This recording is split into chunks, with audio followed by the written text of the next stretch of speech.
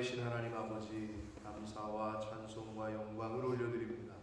오늘도 저희들의 생명을 연장시켜 주시고 새날을 주시고 저희들의 발걸음을 하나님의 은혜의 보좌 앞으로 옮겨 주셔서 찬송케 하시고 기도하게 하시고 하나님의 말씀을 전하고 듣는 복된 자리에 저희들을 있게 하시니 인도해 주시니 감사합니다. 아멘. 아버지 하나님, 이 자리에 있는 저희들 모든 영혼들 한 영혼 위에 주님. 이 시간 진리의 성령께서 임하셔서 아멘. 하나님의 말씀을 전하고 들을 때에 깨닫는 영으로 임하셔서 주님. 하나님의 말씀을 잘 이해하고 잘 듣고 마음에 잘 받는 시간 되도록 이 시간을 온전히 주장하여 주옵소서. 아멘. 예수 그리스도 이름으로 축복하며 기도 올리옵나이다. 아멘. 아멘. 7살의 나이에 왕 위에 오른 요아스 왕, 남유다의 8대 왕 요아스에 대한 이야기입니다. 자, 7살에 왕 위에 올랐고 40년간 통치했다라고 1절에 말씀하고 있습니다. 그러니까 정말 어떻게 보면은 여태까지 지금 우리가 열왕기의 말씀을 통해서 남유다건 북이스라엘이건 역대 왕들 중에 가장 오랫동안 그래도 장수하면서 통치를 한 것이 아닌가 생각이 드는데, 자, 요아스의 그 이야기가 12장 전체에 기록되어 있고 마지막은 그의 말로 마지막 신하들에게 죽임을 당한 시종, 우리가 시종일관이라는 말이 있죠. 시는 처음 시작할 때, 종은 마지막이라는 뜻인데 요아스가 시작은 아주 아름다웠으나 마지막이 좋지 않았습니다. 시작은 좋을 수밖에 없었죠. 어린 나이에 7살의 왕이 됐는데 뭔지도 몰랐죠. 7살짜리가 무슨 왕이 됐는데 뭘 알겠어요. 그러나 아무튼 제사장 여호야다의 진두지휘 하에 다윗의 그 후손인 요아스가 이제 왕위에 올랐고 그 왕이 40년간 통치했다. 그리고 마지막 12장 마지막에서는 그의 죽음을 끝으로 12장을 끝맺는데, 오늘 말씀이 21절 12장 전체 길기 때문에 본문을 중심으로 읽어가면서 제가 중요한 부분, 우리가 또 묵상해야 될 부분들 얘기를 할 테니까 잘 본문을 중심으로 따라오시길 바랍니다. 자, 예루살렘에서 40년간 통치했다. 그의 어머니의 이름은 시비아다. 브엘세바 사람이다. 갑자기 어머니의 이름을 언급을 하는데, 물론 북이스라엘 왕조에서는 어머니의 이름을 잘 언급을 안 하고 남유다 쪽에서는 이제 어머니의 가계를 좀 얘기를 하는데, 다는 아니지만 특별히 언급을 하는 이유는 그 요아스가 8대 왕이고 남유다의 7대 왕이었던 아달랴와 요아스의 관계는 어떻게 된다고요? 손주. 네. 친할머니요, 외할머니? 친할머니. 응? 친할머니. 네. 할머니와 손주 간의 관계였잖아요. 자, 그런데 아달랴는 누구의 딸이에요? 이세벨. 이세벨의 딸이고 북쪽 여자였단 말이에요. 한마디로 북왕국의 여자. 자, 그런데 친히 여기서 브엘세바 사람이다. 브엘세바는 단에서부터 브엘세바까지, 네. 남유다 이스라엘 전체의 땅을 얘기할 때 백두에서 할라까지 그런 의미라고 제가 말씀드렸어요. 남유다의 가장 남쪽에 있던 땅의 이름이고, 아무튼 출신지를 밝히고 있는 거예요. 그러니까 그 전에 그 아달랴하고는 다르다는 것을 성경은 이렇게 좀 제공을 하는 거죠. 네? 요아스의 그 가족 가계도를 통해서. 자, 부엘세바는 뭐 여러분 아시는 대로 일곱 우물이라는 뜻이 있고 맹세 우물이라는 뜻에 있고 그 지명 이름이라고 했고 이스라엘에서 남쪽에 있는 가장 남쪽에 있는 그 보도에 있는 곳이다. 이렇게 보시면 됩니다. 아무튼 요아스의 어머니는 남유다 사람이었어요. 자, 그래서 2절 요아스는 제사장 여호야다가 그를 교훈하는 모든 날 동안에는 여호와 보시기에 정직히 행하였으되 요아스 왕이 제사장 여호야다가 왕을 교훈하고 가르치는 그 날 동안에는 여호와 보시기에 정직히 행합니다. 그러면 이 말은 뭐예요? 제사장 여호야다가 교훈하는 날 이후에는 여호와 보시기에 정직히 행하지 않았다는 것을 의미하고 있잖아요. 그렇다는 거예요. 여기서 우리가 뭘 알 수 있습니까? 오늘날 하나님의 자녀들, 크리스찬이라고 하는 사람들도 말씀으로 양육을 받을 동안에는 하나님 앞에서 정직히 행할 가능성이 큽니다. 그러나 말씀으로 교훈을 받지 않을 때에는 하나님 앞에서 정직히 행하기가 어렵다. 이건 그 누구도 마찬가지입니다. 사실은 하나님 앞에 가는 그 순간까지 우리는 하나님의 말씀으로 교훈을 받아야지. 그게 안 되면 요아스처럼 되는 거예요. 자, 어린 나이에 제사장의 손에 이끌려 7살짜리가 요만했겠죠. 시작이 좋았어. 아주 은혜롭게 온 백성이 축하를 하고, 그리고 이제 여기 성경에도 여호야다 제사장 아버지 같았겠지. 아버지 같은 분이었겠지. 요아스가 볼 때 크면서 8살이 되고 9살이 되고 10살이 되고 11살이 되고 12살이 티네이저가 되고 뭐 이렇게 가면서 계속 그래도 하나님의 말씀으로 양육을 받았겠지요. 그런데 이제 자기가 머리가 커지고 이 생각이 있고 한 30쯤 되니까 이제 자기가 통치하는 왕권. 자, 여러분 생각해 보세요. 7살짜리가 왕이 됐는데 왕의 권한이 있었겠어요? 왕권은 약해 있었지, 사실. 왕권. 근데 본인이 이게 생각할 나이가 되고 이제 머리가 커지면 자기 생각이 들어가는 거죠. 그래서 성경에 오늘 12장에 나와 있지 않는데요. 요아스가 어떻게 하냐면 나중에는 이제 제사장 여호야다가 죽은 후에 제사장의 아들이 스가랴라는 인물인데, 이 스가랴서를 쓴 스가랴는 아니고 스가랴인데 대제사장의 아들이니까 아버지가 죽고 이 스가랴라는 제사장이 권면을 하잖아요. 또 똑같이 왕에게. 근데 그때는 어떻게 됐을까? 자기는 이미 컸지.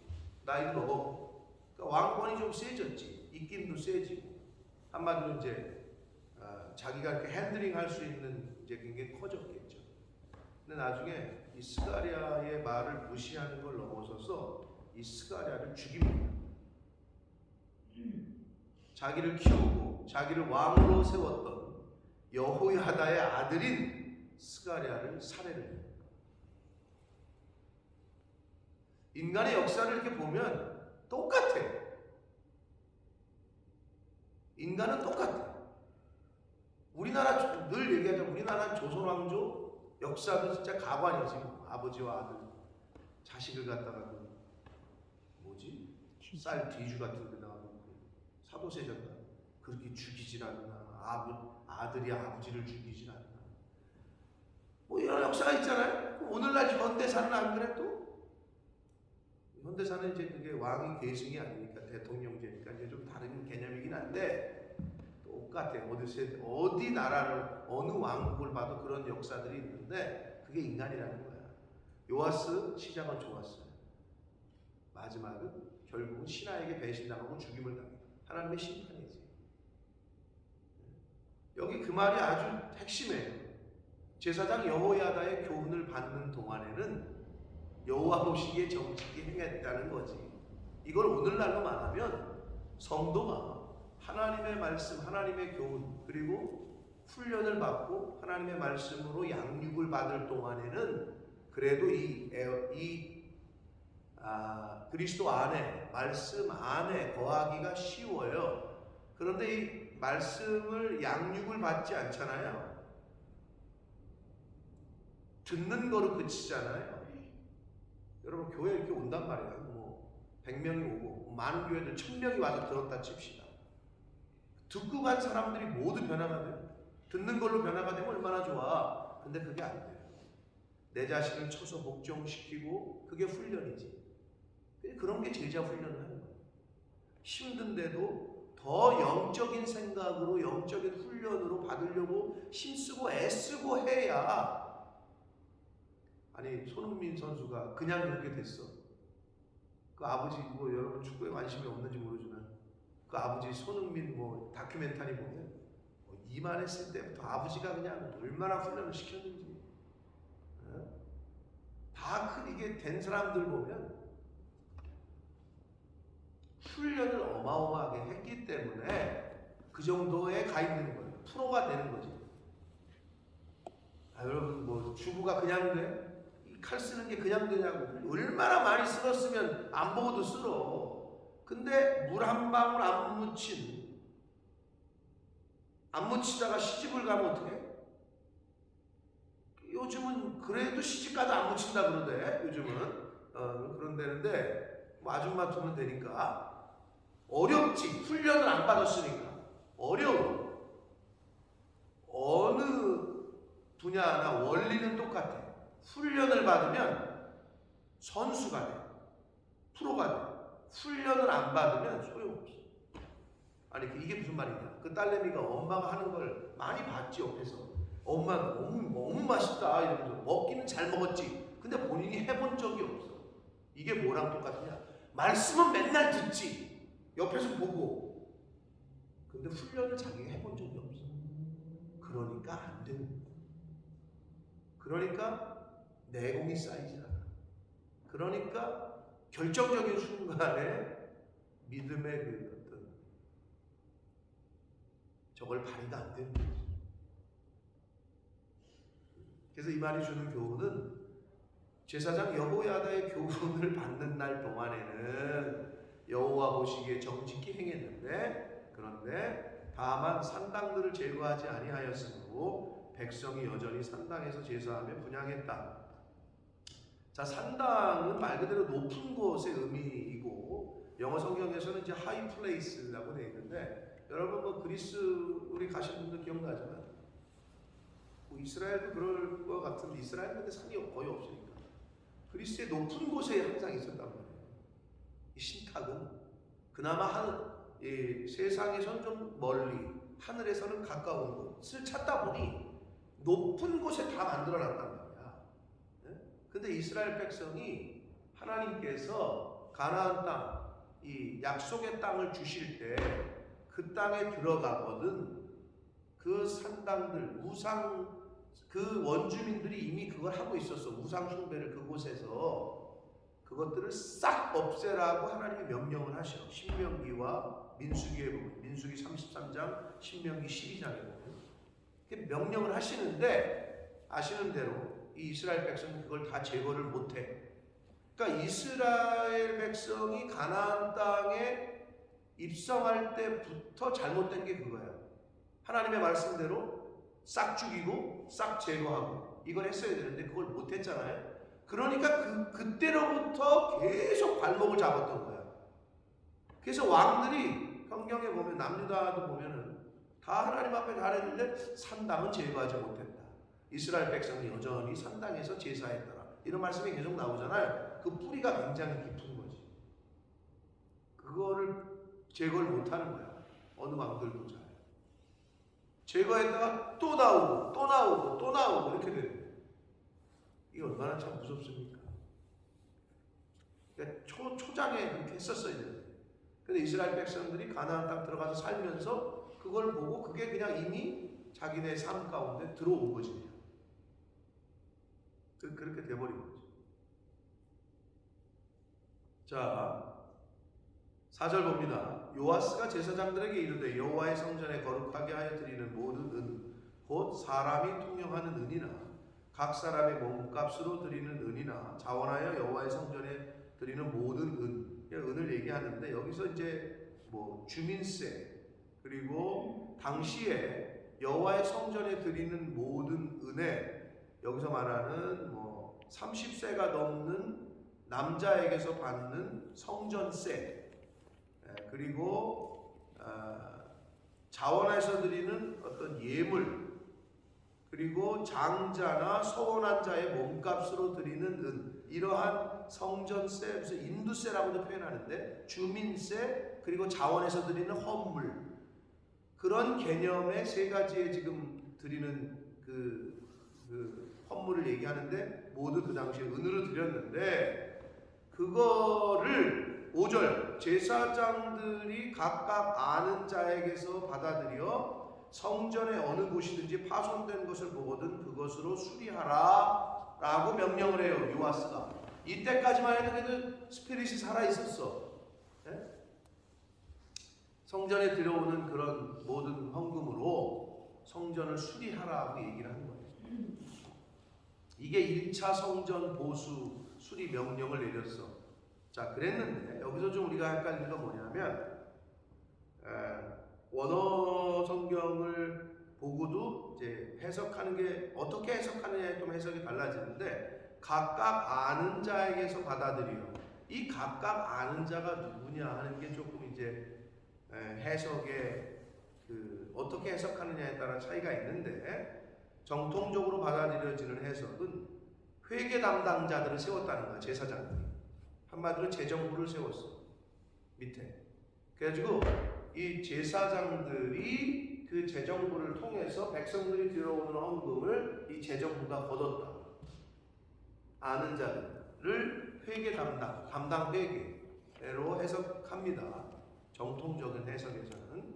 자, 그래서 우리가 그 해석을 받아들일 때, 자, 제사장이 회계 담당을 두고 성전에서 들어오는 헌금을 다 받아서 그곳으로 성전을 수리하라고 했는데, 6절 요아스 왕 제23년에 이르도록.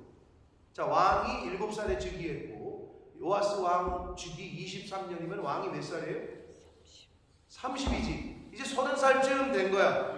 30살쯤 되니까 이제 자기 생각도 있고 이제 돌아가는 거 알겠고, 왕궁에서 23년을 지금 왕 노릇을 하니까 30살이 됐어. 그러자 보니까 제사장들을 불러들여서 이야기를 하는데, 제사장들이 성전의 파손한 데를 수리하지 않은 거예요. 23년 동안이나. 자, 그래서 요아스 왕이 대제사장 여호야다와 제사장들을 불러 이르되, 이 정도 된 거예요. 이제 다 모여라. 이제 이 정도 왕권이 좀 강화된 거예요. 너희가 어찌하여 성전의 파손한 데를 수리하지 아니하였느냐 라고 책망을 하는 거예요. 그러면서 이제부터는 너희가 아는 사람에게서 은을 받지 말고, 즉 너희들이 회계 담당자 세워가지고 이렇게 백성들의 돈 헌금 받지 말고, 백성이 그들이 성전의 파손한 데를 위하여 직접 드리게 해라. 네? 이렇게 명령을 해요. 자, 그럼 여러분 여기서 이제 우리가 성경에 지금 정확히 기록이 안 돼 있어요. 자, 그런데 23년 동안이나 왜 성전 보수를 안 했을까요? 제사장님 왜 안 했을까요? 이런 이제 퀘스천이 남는 거죠. 근데 앞뒤 저는 문맥 여러 가지 이제 보충되는 자료들, 문헌들을 보면 해석하기를 어떻게 얘기하냐면, 제사장들이 회계 담당자, 자기가 아는 사람을 통해서 세워놓고 백성들의 헌금을 받았잖아요. 그럼 그것으로 성전 무너진 데를 고쳤어야 되잖아. 그럼 안 고쳤다는 거죠. 그럼 그 돈이 어디로 갔다는 거야? 뭘 어디로 가? 제사장들이 착복을 한 거지. 그럼 왜 착복을 했을까? 이 과정에 대한 힌트가 이제 뒤에 나와요. 뒤에 나오는데, 일단 먼저 말씀을 드리면 왜 그랬느냐? 제사장들이 생계가 유지가 안 됐어요. 자, 제사장들은 어떻게 살죠? 하나님이 어떻게 살라고 하셨죠? 11조. 네, 백성들이 내는 10의 1조, 백성들이 내는 헌금, 백성들이 내는 부분으로 살게 했단 말이에요. 그게 법인데 그게 안 됐던 거야. 이 요아스 왕 때. 왜 그랬을까? 요아스 왕 직전에 누구지? 아달랴지. 아달랴가 어떤 여자야? 뭘 어떤 여자야? 바알 가문의 여자. 제대로 됐겠어? 안 됐던 거지. 그 전까지 계속 안 됐던 거야. 그러니까 제사장들이 생활이 안 되는 거야. 그러다가 이제 요아스 왕이 그런 명령을 내려서 이제 그러려고 했는데 23년이나 성전을 수리를 못했다는 거지. 성경은 그것밖에 얘기를 안 해. 왜 그랬는지 나와 있진 않아.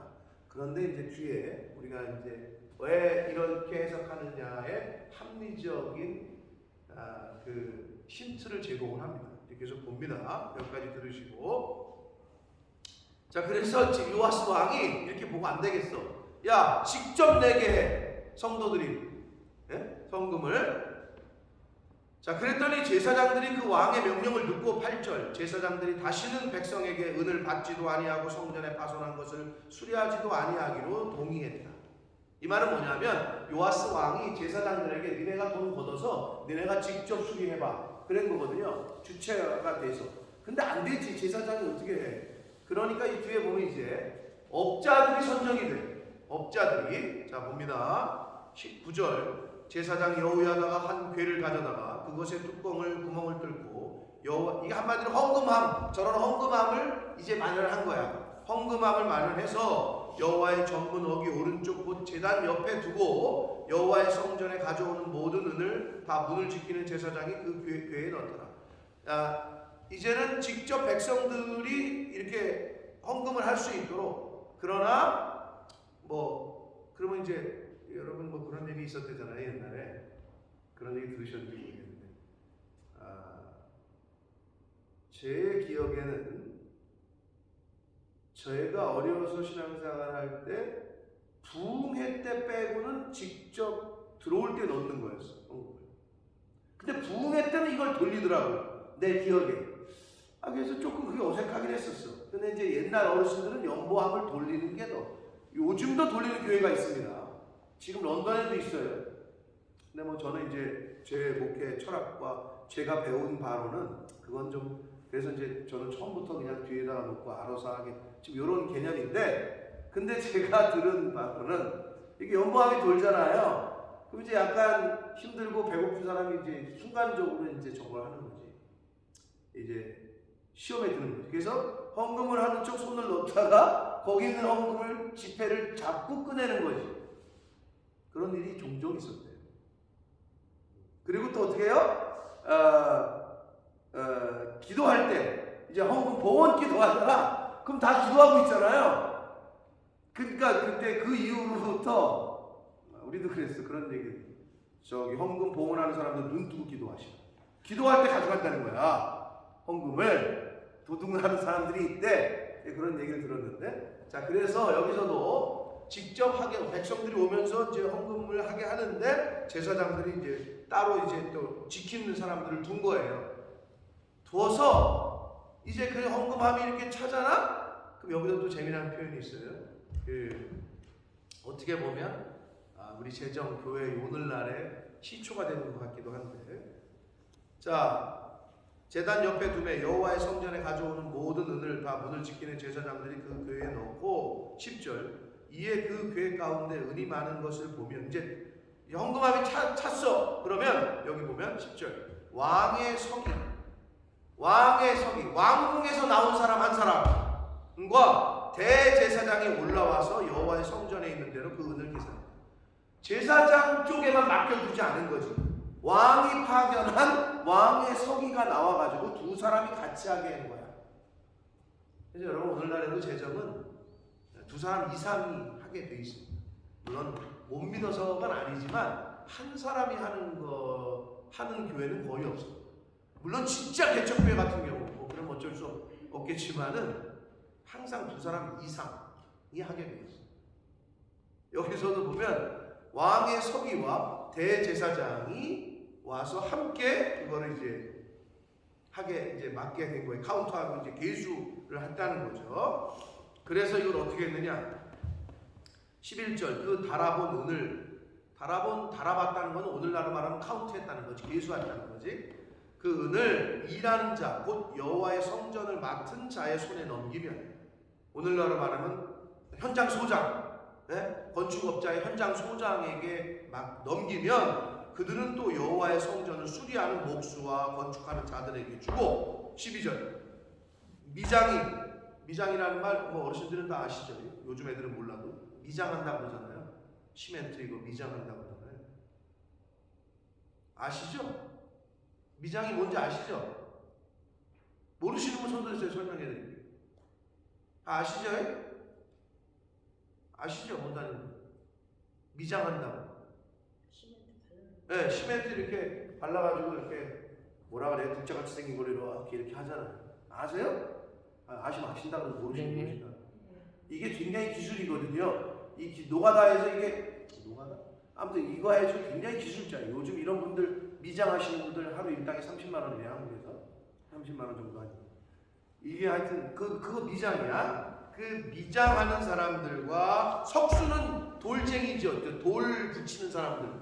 이 사람들도 오늘날 굉장히 기술자인데 석수들에게 주고 여호와의 성전 파손한 데를 수리할 제목과 다듬은 돌을 사게 하고 이제 건축자가 같은 건 사게 한다는 거죠. 그 성전을 수리할 모든 물건을 위하여 쓰게 하였으되 이렇게 된 거예요. 1차 보수 명령 때는 이게 안 된 거예요. 제사장들에게 맡겼는데 제사장들이 자기 생계가 지금 뭐 몇 년째 지금 뭐 안 되고 있는 어려운 판이야. 그러니까 23년 동안 안 됐어. 그러니까 여호와스 왕이 보고 이거 안 되겠구나. 너네들 손 떼고 업자 선정하고 업자들에게 하게 해라. 백성들은 직접 헌금함에 돈 넣게 하고 계수는 왕 쪽에서 보낸 오늘날로 말하면 행정부 쪽에서 온 사람과 종교 쪽에서 온 사람, 제사장과 왕의 서기가 같이 카운트하고 건축업자들에게 직접 돈 주고 하게 했다는 거잖아요. 사랑하는 분들 여러분, 하나님의 성전은 여기서도 봐도 여러 뭐 일하는 사람들 그리고 백성들의 헌금 오늘날 똑같아요. 오늘날 교회 건축을 한다. 그럼 건축 헌금을 하고 뭐 업자 선정하고 하잖아요. 뭐 아시겠지만 교회를 건축할 때 시끄러운 어려운 일어나지 말아야 될 시끄러운 교회 건축이 한두 건이 아니에요. 왜 그런지 아세요? 건축업자들이 하는 말이 어느 정도 일을 하면 그 사람들 먹고 살아야 되잖아. 일하는 사람들이. 그러면 그들이 먹고 살 수 있도록 월급 또는 뭐 일찍 올렸으면 그 일한 거에 대한 돈을 줘야 되잖아. 돈을 안 준다는 거야, 목사님들이. 어렵겠지. 돈이 건축원금이 안 들어왔든지 아니면 뭐 너무 무리하게 시작을 하는 거지. 그러니까 돈을 안 줘. 다 지으면 죽겠다. 그러면 다 질 동안 이 사람들은 뭐 먹고 살아? 그러니까 이 사람들이 나중에 파업을 하는 거야. 이거 중간 계산 안 해주면 우리 못한다. 이런 교회들이 한두 군데가 아니었어. 건축할 때 그래서 건축하시는 분들이 교회를 안 짓는다고 이런 분들이 참 일어나지 말아야 될 일들이 일어나는 거죠, 사실은. 물론 각 교회들만의 어려움이 있겠지. 근데 또 뭐 다 완공을 시켰는데도 아직까지도 안 준다고 이런 교회들이 많이 있었다. 나중에 헌금 걷어줘. 나중에 드리겠다. 아니 그럼 나중에 드리면 그 사람들은 어떻게 먹고 사냐? 일꾼들이. 여기서 똑같아.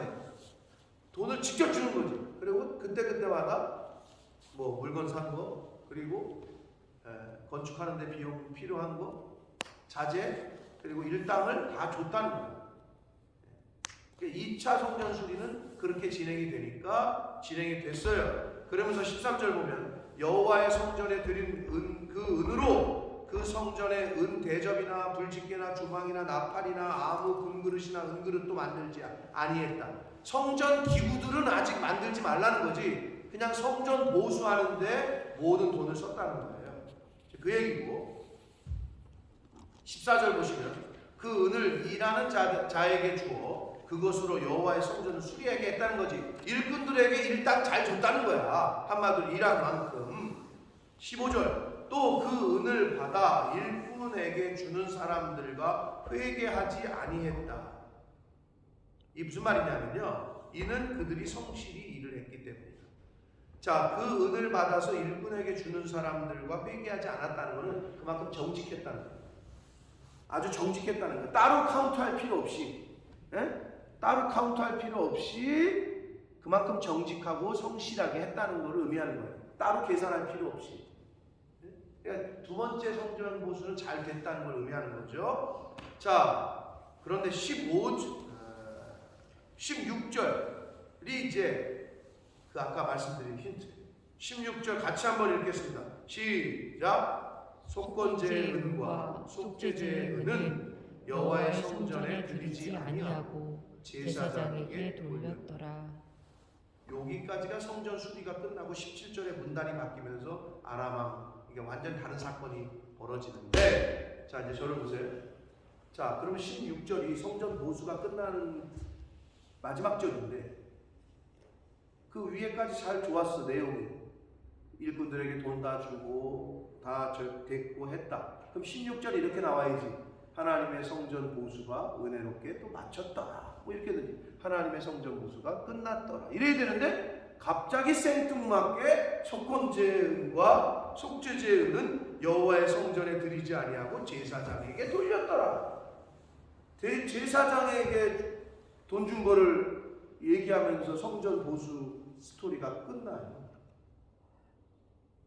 근데 아까 제가 벌써 다 말씀을 드렸기 때문에 이게 성경이 그럼 뭘 얘기하고 싶은 거예요? 1차 성전 보수가 왜 안 됐는지 요아스 왕이 약간 책망을 하죠. 너희들은 23년 동안 뭐 한 거냐? 여기 이 내용은 안 나와. 왜 못했는지에 대한 내용은 안 나와. 근데 아까 제가 말씀을 드렸잖아요. 제사장들이 결국은 중간에 돈을 떼어먹은 거지. 왜? 생활이 안 되는 거예요. 그게 왜 그러느냐? 16절에 어떻게? 속건제의 은과 속죄제의 은을 제사장에게 다 주었다. 성전 건축하는 데 쓰지 않고. 이거를 특별히 적고 있다고. 그러면서 성전 보수가 끝나.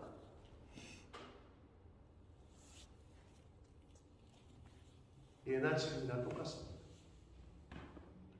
여러분 죄송하지만 제 나이 때가 가장 한국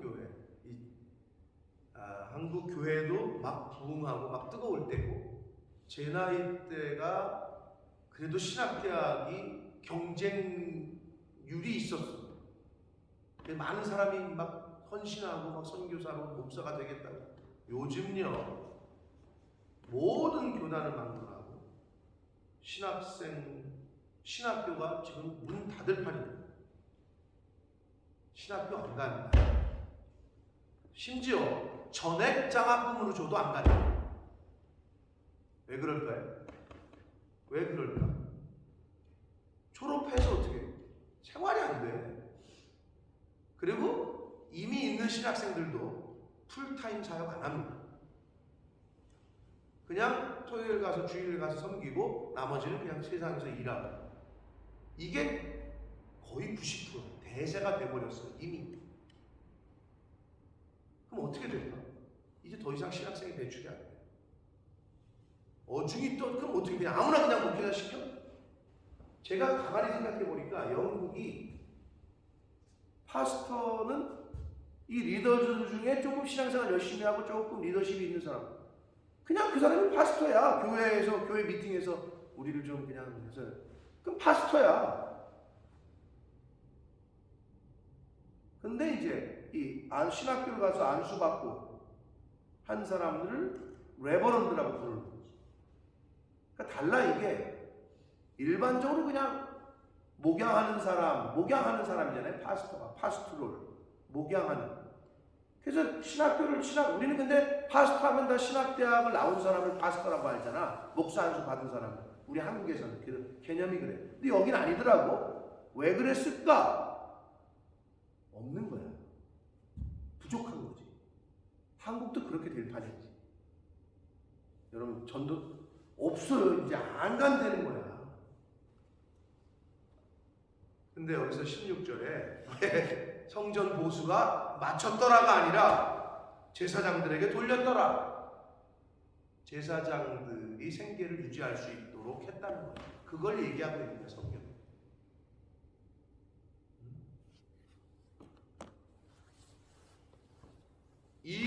성전 건축도 중요하지만 이 일을 성취하는 것도 중요하지만 사람을 바르게 세우는 것은 더 중요합니다.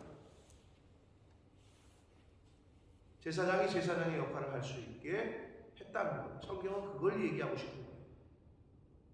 성전 보수 이야기가 십몇 절에 걸쳐서 진행이 되다가 마지막 절에 갑자기 성전 보수가 끝났다가 아니라 제사장에게 은을 돌렸다. 여호와의 성전에 드리지 아니하고 제사장에게 돌렸다. 라고 끝맺히고 있는 이 16절에 근거하여 1차 성전 보수가 왜 실패했는지에 대한 것을 그렇게 추측을 한다는 거예요.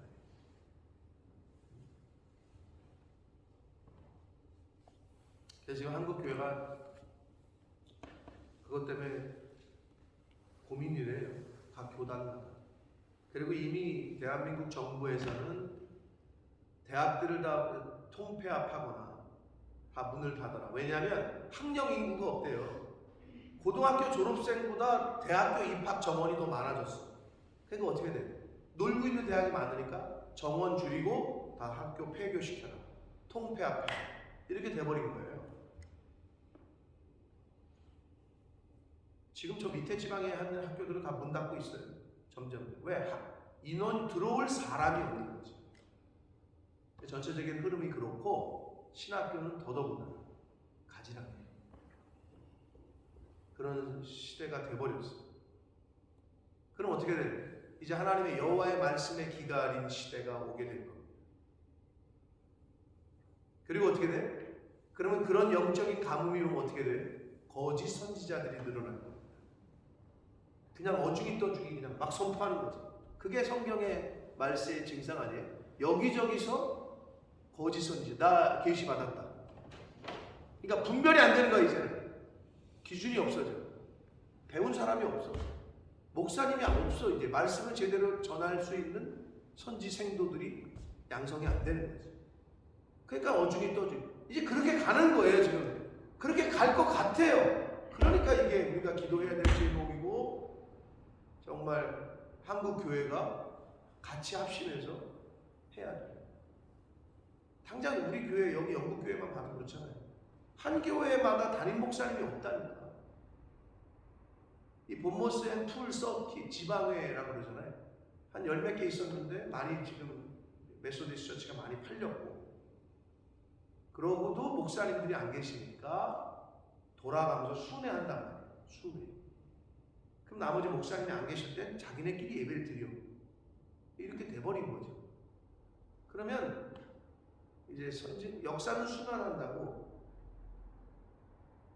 이렇게 보면 따라가고 있는 거지. 한국 교회가 그렇게 될 것 같다. 그러니까 그걸 보면서 미리미리 준비하고 대비해야 돼요.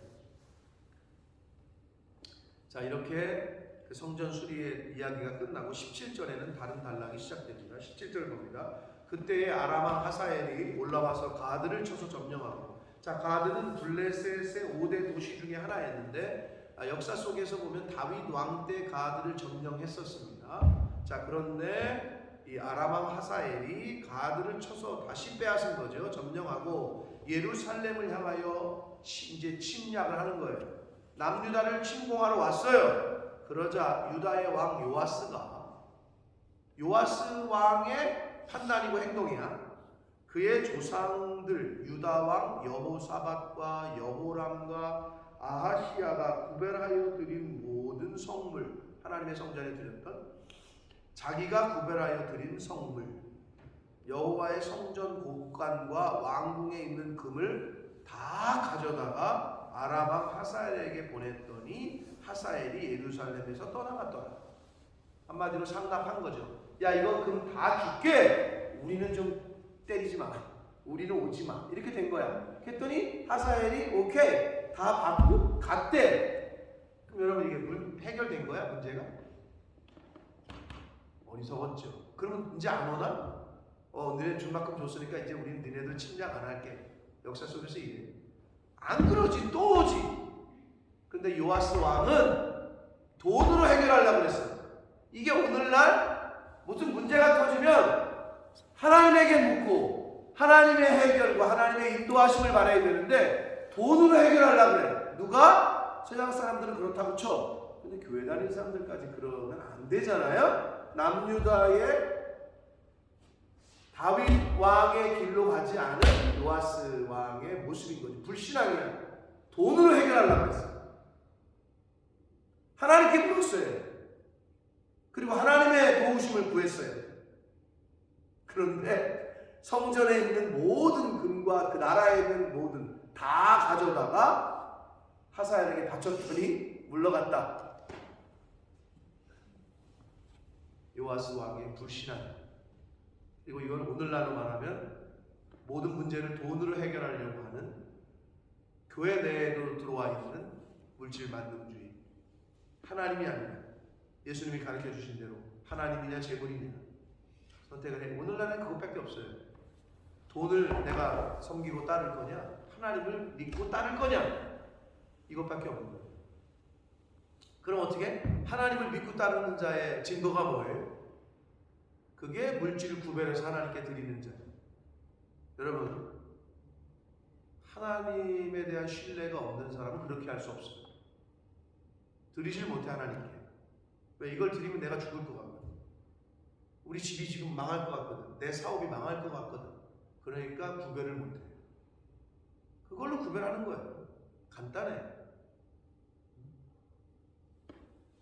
이 하사엘은 돈으로 재물로 해결하려고 했어. 참 어리석었어요. 왜? 여호와의 교훈을 더 이상 듣지 않은 거죠. 이제 역대기 병행문단인 역대기에 보면 이제 약간 교차하면서 이제 얘기가 나오는데 제가 말씀드렸잖아요.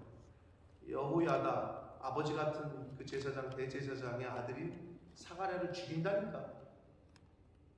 왜냐하면 여호야다는 그렇다고 쳐 아버지 같아서 어려서부터. 근데 자기도 크잖아. 이렇게 컸잖아. 30이 되고 40이 됐는데 그의 아들이 자꾸 뭐라 그러니까 이제 아들이 대제사장일 거 아니야? 근데 그 사가랴가 자꾸 자기를 권면하고 충고를 해.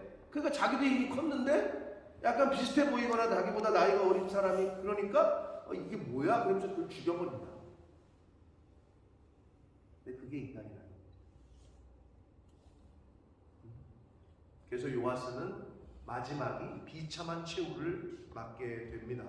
19절 요아스의 남은 사적과 그가 행한 모든 일은 유대 역다 왕지락에 기록되지 아니하였느냐? 20절 요아스의 신복들이 일어나 반역하여 실라로 내려가는 길가의 밀로궁에서 그를 죽였고 그를 쳐서 죽인 신복은 시므아스의 아들 요사발과 소멜의 아들 여호사바드였다. 그는 다윗성에 그의 조상들과 함께 장사되고 그의 아들 아마시아가 그를 대신하여 왕이 됐다. 자, 이렇게 해서 끝납니다. 자, 이렇게 끝났지만 아무튼 비참하게 신하들에게 의해서 죽임을 당해요. 근데 여기서 여러분들가 생각할 수 있는 게, 자, 예후가 누구였습니까? 아합 가문을 싹 죽인 하나님의 도구로 사용된 예후가 원래는 어떤 신분이었어요? 잘 기억이 안 나세요? 아합 왕의 신하였어요. 원래는 아합 왕 때부터 그냥 그 밑에 있던 신하였단 말이에요. 일개 쪼무레기 신하. 근데 어떻게 됐어요? 그 신하가 죽였잖아요. 다 집안을 다 죽였잖아. 아합과 아하시아, 요람 다 죽였잖아요. 그리고 지가 왕이 됐죠. 그게 북유다, 북이스라엘이야. 근데 남유다는 어때요? 신하가 죽였죠. 근데 그 신하가 왕이 됐다고 그래요? 안 됐어요. 이게 다른 거야. 하나님이 지금 남유다 쪽을 지금 이끌어 가시는 거랑 북이스라엘과 다른 점이야. 왜? 이유는 뭐야? 다윗 언약 때문에. 그러니까 그게 다른 점이야. 우리가 지금 성경을 보면서 그걸 캐치해 내셔야 되고, 분명히 신하가 쿠데타를 일으켰는데 지네들이 왕이 안 돼. 하나님이 막은 거지. 그리고 원래 그 다윗의 왕가의 후손이 계속 왕위를 잇고 있는 거야. 왜? 하나님이 그렇게 약속하셨습니다. 자, 그리고 또 하나는 그 요아스가 여기 보면 다윗성에 장사됐다고만 나오는데 역대하 24장에 보면 다윗성에 장사되었으나 열왕의 묘실에는 들어가지 못했다라고 부정적으로 기술을 하고 있어요. 열왕, 다윗성 안에는 묻혔는데 왕들의 묘지에는 묻히지 못했다. 그런 비참한 최후를 맞이하게 됩니다. 이유는 여호와의 교훈을 듣는 동안에는, 기억나시죠? 여호와의 교훈을 떠났기 때문에. 말씀 안에, 그리스도 안에 있는 게 아니라 떠났어. 그랬더니 이런 최후를 맞이했습니다. 여러분, 처음에 어떻게 신앙생활 하셨는지 모르겠습니다. 그리고 지금이 어떤지 모르겠습니다. 유종임이라는 게 있습니다. 마지막이 중요하잖아요. 어떻게 의미해요? 처음도 중요하지만, 다 중요하지만, 저와 여러분의 신앙생활의 마지막은 어떻게 될까요? 저와 여러분의 이 땅에서의 인생의 마지막은 어떨까요? 마지막을 잘 준비하시고 유종의 미를 거둘 수 있는. 근데 어떻게? 우리는 언제 하나님이 부르실지 모르잖아. 오늘이 마지막일 수도 있잖아요. 그죠? 모르잖아. 그러니까 매일매일을 하나님 말씀의 교훈 안에 거하려고 힘쓰고 애쓰는 저와 여러분이 되어야 될 줄 믿습니다. 아멘. 이 요아스 왕 얼마나 안타깝습니까? 시작은 정말 아름다웠어요. 모든 백성들에게 칭송을 받았어요. 근데 마지막은 신하에게 죽임을 당하는, 그리고 열왕의 묘실에도 묻히지 못하는 최후를 맞이했습니다. 사랑하는 성도 여러분, 우리를 어떻게 하나님이 부르실지 모르나 마지막 때에 정말 멋지게 가셨다, 정말 은혜스럽게 살다 가셨다. 전두환 씨 죽음을 지금 온 국민이 거의 다 욕하고 있잖아요. 죽어서까지도 욕을 먹고, 그리고 그 자손이 또 욕을 먹고 있어. 그런 걸 보면서 정말 잘해야 되겠다라는 생각을 합니다. 이 요아스의 모습도 그렇습니다. 하나님 앞에서는 그 순간까지 하나님의 교훈 안에, 말씀 안에 거하는, 그리고 말씀을 늘 이루려고 훈련받고 이루어가려고 힘쓰고 애쓰는 그러한 복된 삶을 사시는 저와 여러분이 되시기를 예수 그리스도 이름으로 축복합니다. 아멘. 살아계신 하나님 아버지 감사합니다. 오늘도 생명 주시고 건강 주시고 저희들의 발걸음을 하나님의 이 은혜의 보좌 앞으로 옮겨주셔서 하나님께 예배하게 하시고 또 찬송케 하시고 기도하게 하시고 주여. 말씀을 전하고 듣게 하시니 감사합니다. 아멘. 아버지 하나님, 오늘 주신 교훈을 가슴에 잘 새기게 해 주옵소서. 제사장 여호야다의 교훈을 받는 동안에는 하나님 앞에 정직히 행했던 요아스 왕이 그의 마지막은 참으로 비참했습니다. 불신앙의 전형을 보여줬습니다. 아버지, 과연 저희들의 모습은 어떻습니까? 모태신앙이고 아버지가 장로고 아버지가 목사고 이렇게 시작을 했다 손 치더라도 과연 나의 마지막은 어떨지, 그 후대의 평가가 어떨지, 자녀들은 뭐라고 이야기하고 믿음의 후배들은 무엇라고 얘기할지, 우리 교회에 꼭 필요한 분이었다, 우리 교회를 정말 사랑하고 섬기던 분이었다, 어떤 평가를 받을지 하나님께서도 잘했다 충성된 종아 라고 칭찬하시고 믿음의 후배들과 자녀손들이 정말 멋지게 살다가 정말 믿음의 본을 보이시다가 가셨다. 아버지, 이러한 이야기를 들을 수 있는 신앙생활을 하며 하루하루를 살아가는 저희들 되어지도록 주님 은혜 내려 주옵소서. 아멘. 예수 그리스도 이름으로 축복하며 기도를